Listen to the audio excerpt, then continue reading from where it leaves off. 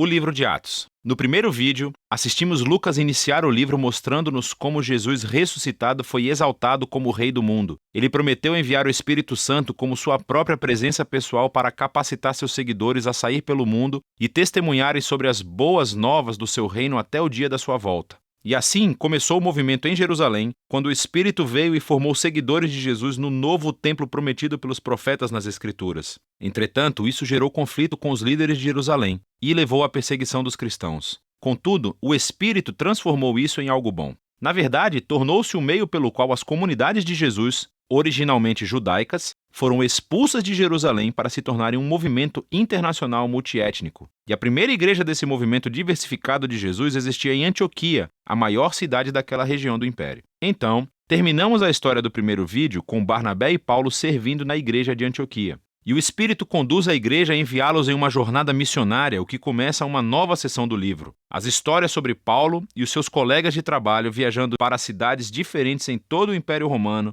anunciando as boas novas que Jesus é rei. A primeira missão é no interior, em um lugar chamado de Ásia Menor, localizada onde hoje é a Turquia, e termina com uma reunião importante dos apóstolos de volta a Jerusalém. A segunda missão é pela Ásia Menor e em seguida pela Grécia Antiga. E por fim, a terceira missão é por todo aquele mesmo território, novamente, e isso conclui a viagem de Paulo de volta a Jerusalém. Ao reencontrar todas essas histórias, Lucas destacou um importante número de temas, repetindo-os. Primeiro, é a missão contínua a Israel. Toda vez que Paulo entra em uma nova cidade, ele sempre vai primeiro a uma sinagoga judaica para compartilhar sobre o Rei Jesus que foi ressuscitado e como ele está formando uma nova família multiétnica de Deus. Agora, mais frequentemente, muitas pessoas reconhecem Jesus como o Messias, mas algumas se opõem a Paulo. Às vezes, eles até mesmo o expulsam da cidade como um rebelde perigoso que se opõe à Torá e à tradição judaica. E essa tensão culmina após a primeira viagem, levando a uma reunião importante em Jerusalém. Paulo descobre que há alguns cristãos judeus em Antioquia,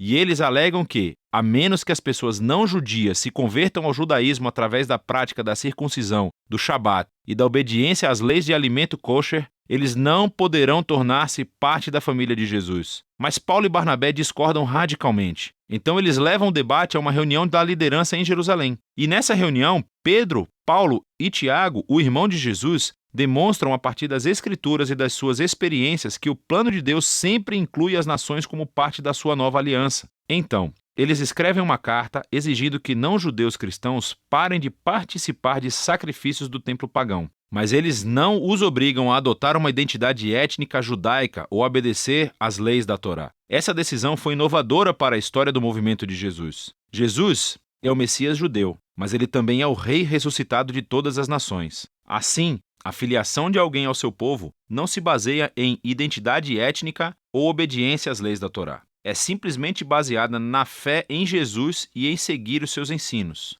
E essa é a realidade multiétnica do movimento de Jesus que nos leva ao próximo tema, o qual Lucas quer que vejamos nas viagens missionárias. Ou seja, o choque de culturas entre os primeiros cristãos e o mundo grego e romano. Lucas registra vários confrontos em Filipos, Atenas e Éfeso. Paulo vai e anuncia Jesus como a revelação do único Deus verdadeiro e como o Rei do mundo, aquele que expõe todos os outros deuses e ídolos como impotentes e inúteis. E a sua mensagem é consideravelmente vista como subversiva ao modo de vida romano e ele é acusado de ser um revolucionário social perigoso. Essas histórias mostram como as comunidades monoteístas e multiétnicas de Jesus não se encaixavam em qualquer caixa cultural conhecida pelo povo romano. O mundo antigo nunca tinha visto nada como eles. E os cristãos estavam levantando mais do que apenas suspeitas. Outro tema que se repete é como Paulo e os cristãos são constantemente acusados de rebelião, até mesmo de traição contra César, o imperador romano. O povo ouviu Paulo corretamente. Ele anunciava que havia um novo rei,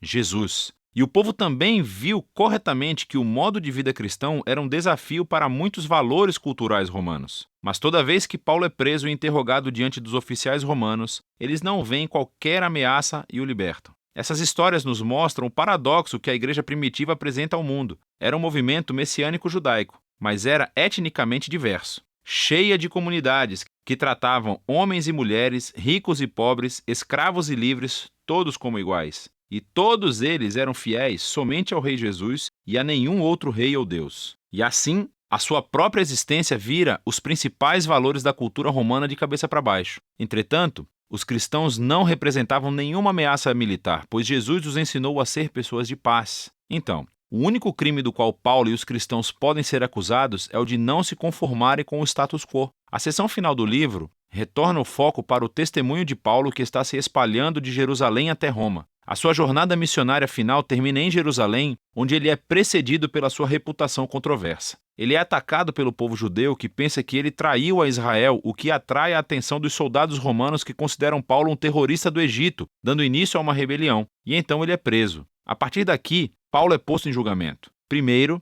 diante dos líderes judeus do Sinédrio em Jerusalém. Em seguida, diante de uma série de líderes romanos em Cesareia. Há o governador Félix, que passa Paulo para o próximo governador Festo, que eventualmente traz Paulo diante do rei Agripa. Ele acaba por ficar na prisão durante muitos anos, embora em cada julgamento as acusações feitas contra ele nunca serem convincentes. Porque tudo o que ele está fazendo é anunciar que a sua esperança na ressurreição se cumpriu no Rei Jesus. E isso dificilmente é um crime. Mas, nesse ponto, a máquina legal romana não pode simplesmente ignorá-lo e assim, Paulo acaba pedindo recurso para o tribunal mais importante de Roma. Agora, seria fácil pensar que todo esse tempo de prisão estava sendo um contratempo para Paulo, porque a sua vontade era de estar na estrada, iniciando novas comunidades de Jesus. Mas o Espírito orquestra tudo nesse livro.